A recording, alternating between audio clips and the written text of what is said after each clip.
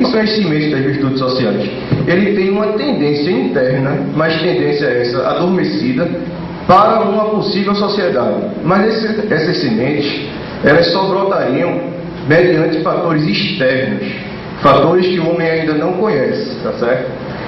Que são justamente os obstáculos para a manutenção do estado de natureza. Esses obstáculos, eu vou explicar mais adiante, ele começa a causar uma espécie de desequilíbrio naquele fator que eu disse, de necessidades humanas com recursos da natureza.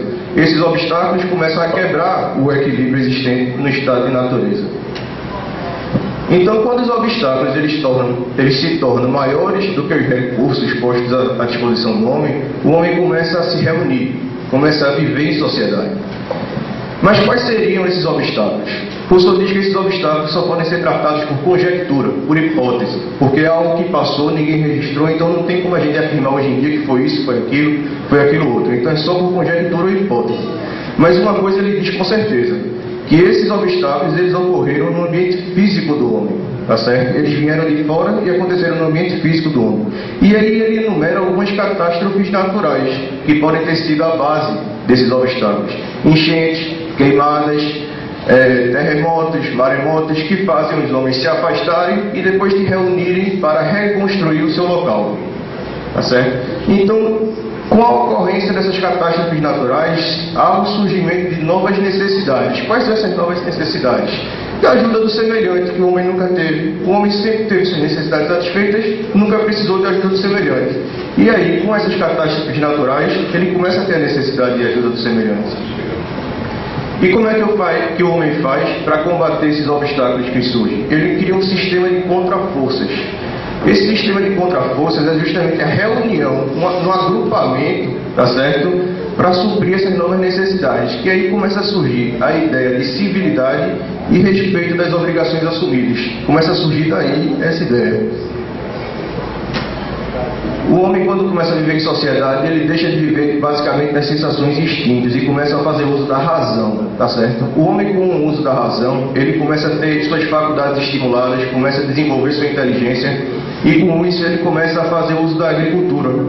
Surge a agricultura. Por quê? Porque o homem começa a viver em sociedade e ele tem sua inteligência estimulada. Com o uso da agricultura, começa a ter as primeiras noções de repartição de terra. Por quê? Você vai plantar num local, você não vai plantar no terceiro vir e pegar a sua colheita. E colher na planta, no nascimento que você plantou. Você tem que ter aquele terreno. Então, tem a primeira noção de repartição de terra, consequentemente de propriedade. Começa a surgir a ideia de propriedade aqui, tá certo? E também a ideia de justiça. Surge a ideia de propriedade e surge a ideia de justiça. Nesse período que surge a agricultura, metalurgia, você começa a trabalhar com o aprimoramento das ferramentas de trabalho na agricultura, começa a ter recompensa e competição.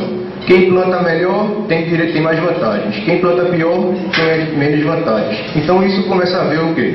Desigualdade, o que não existia, porque você tinha tudo o que queria, não havia desigualdade. A partir do momento que tem recompensa e competição no meio da sociedade, você começa a ter desigualdade. Antes você tinha apenas a desigualdade natural ou física, que é aquela desigualdade que é por base da idade, do mais jovem, do mais velho, a desigualdade da saúde, da força física, enfim, a desigualdade do humano em si, tá certo? Do ser humano. E aí, com essa recompensa e competição na sociedade, você passa a ter a desigualdade moral ou política, que é justamente a questão de ser mais rico, mais pobre, mais poderoso, tá entendendo? Então começa a haver uma desigualdade que não havia. Sociedade.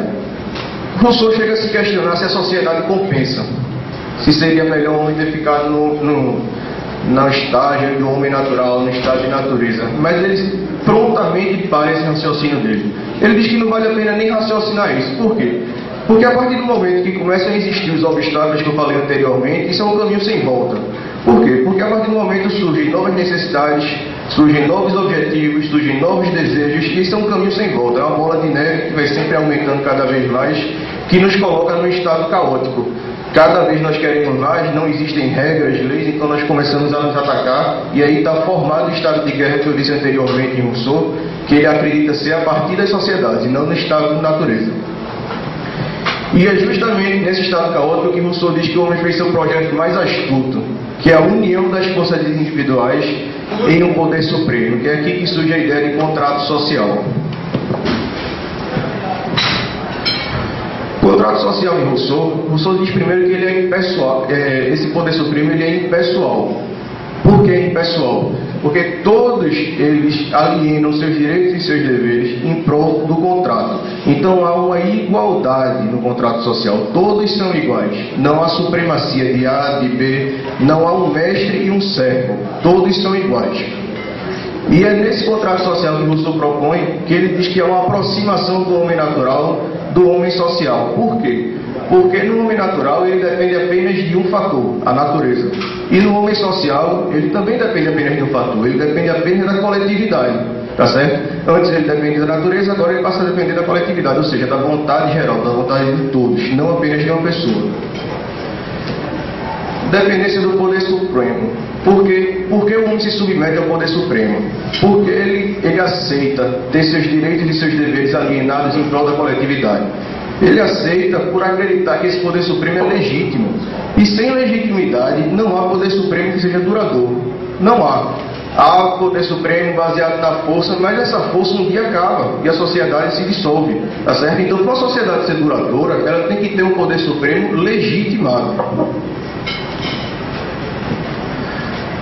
Aqui eu disse aqui, o poder supremo baseado na força. A autoridade é estabelecida pela força, mas a força é muito variável, uma hora ela acaba. Há uma ausência de dependência mútua, você não depende do seu semelhante, você depende apenas do soberano. E a supremacia da vontade particular. Há pequenas pessoas ou uma única pessoa controla todo o corpo político. E no poder supremo baseado no direito, que é o poder supremo